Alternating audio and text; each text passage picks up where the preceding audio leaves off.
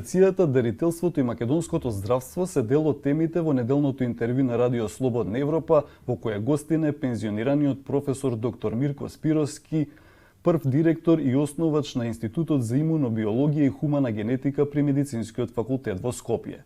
Сега е основач и директор на научната фондација Спировски. Господине Спировски, вие сте имунолог долги години. Едно од најголемите достигнувања на имунологијата е развојот на вакцините против разни болести како дифтерија, грип, сипаници, туберкулоза и слично. Како гледате на контроверзите околу актуелната имунизација против COVID-19? Развојот на вакцината, односно вакцините против COVID-19, нажалост, беа диктирани да бидат брзи и што побрзо да бидат достапни за вакцинација на човештвото.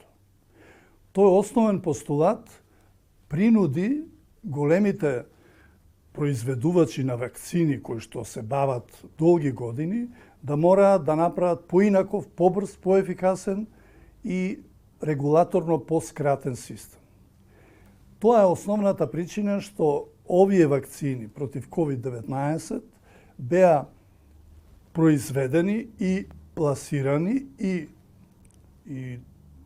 применети на една пократка постапка од вообичаеното тестирање на вакцините во претходниот период на човештвото.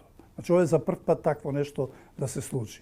Се разбира дека принудата беше заради големата брзина на ширење на COVID-19, заради огромниот број на заболени, заради компликации, големата смртност и така натаму.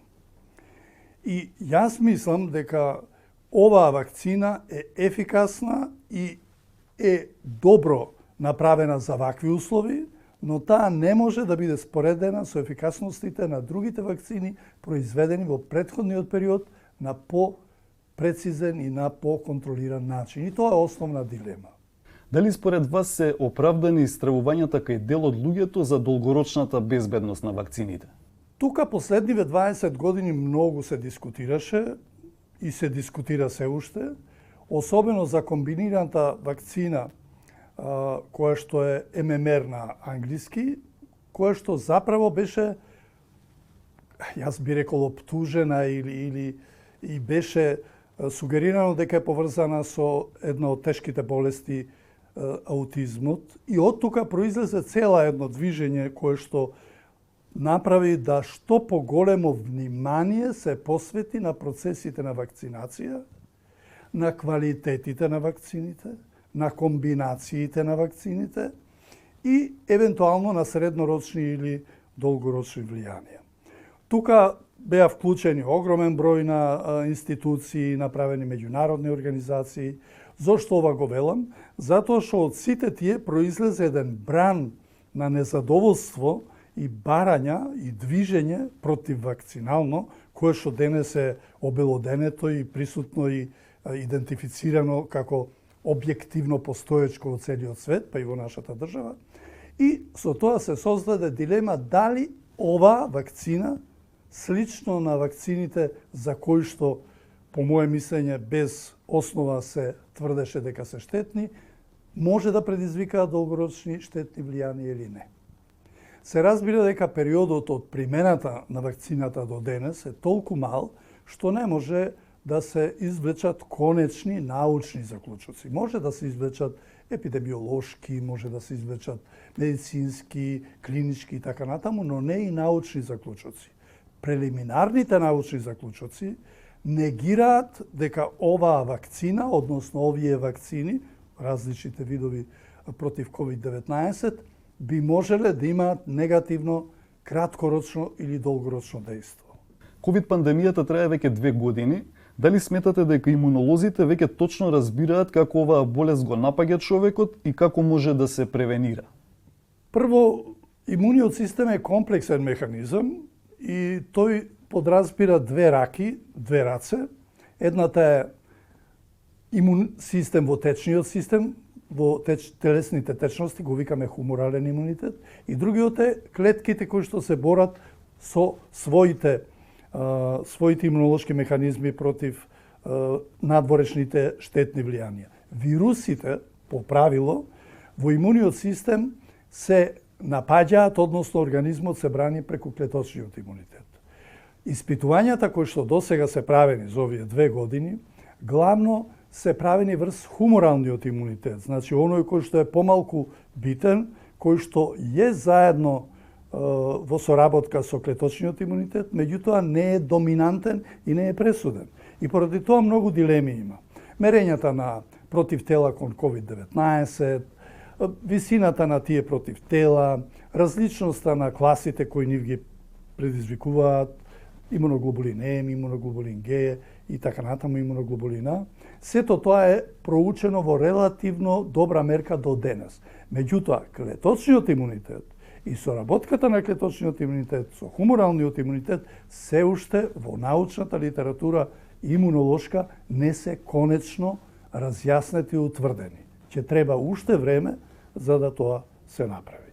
Најнепознато е како генетските механизми, вродениот систем, она што го носиме во себе, има влијание врз тоа дали некој ќе заболи, колку некој ќе заболи, дали некој лесно ќе помине, дали некој потешко, дали двајца браќа и двата ќе заболат или едниот ќе заболи, другиот не, и така натаму, за кој што најверојатно ќе почекаме малку подолго време. Кога станува збор за дарителството, кога е формирана научната фондација и какви се нејзините досегашни активности? Научната фондација Спировски е формирана во 2002 година, значи оваа година треба да славиме 20 години, се надевам дека тоа ќе го обележиме. Уште на стартот во тоа време, таа беше формирана главно за да ги поддржува дарителските акции, односно дарителството во целина, и потоа продолжи и понатаму да работи на таа тема. Од предминатата година одлучивме да го активираме и дарителството како дејност во научната фондација и одлучивме да го формираме дарителскиот регистар за срцевина. Минатата година го започнавме неговото создавање, оваа година започнуваме со собирање на примероци и се надевам дека во февруари ќе почнеме да ги добиваме првите резултати и можеби некаде до средината на годината овој дарителски регистар ќе биде вклучен во Светската асоциација на дарителски регистри, така наречена WMDA. Како генерално ја оценувате подготвеноста на луѓето за донирање во Македонија на органи на коскева срцевина и слично? Па кај нас состојбата е многу лоша или, како би рекол, не е афирмирано дарителството во соодветна мерка, меѓутоа дарителството на крв од друга страна е изморедно добро, афирмирано, долготрајно е присутно и многу ефикасно и ги покрива сите потреби од крв во нашата држава. Според тоа, дарителството постои како облик и како чувство на одговорност за учество во него.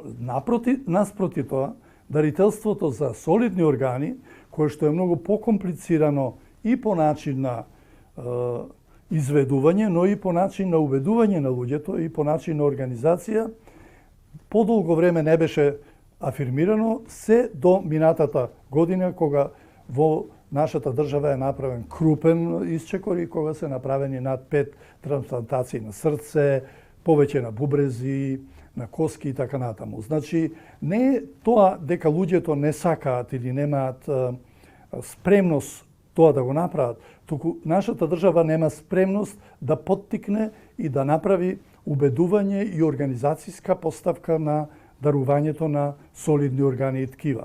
Третиот дел од дарувањето на матични клетки, односно на срцевина, е исто така присутен, меѓутоа во многу помала мера од надвор и имаме многу мала ефикасност на тоа дарување.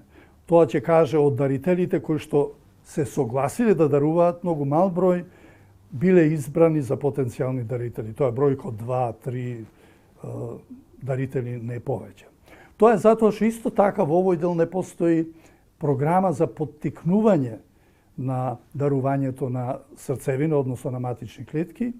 Таа нешто се подобри пред 2 години кога е направена во Министерството за здравство програма за поттикнување, а нашата фондација минатата година доби проект од невладината организација Civica Mobilitas, од каде што се финансира нашето учество во поттикнување на свеста и спремноста за дарување на коскена срцевина, односно на матични клетки. Во тој склоп е и нашата активност од минатата година и ќе трае до половината на идната година.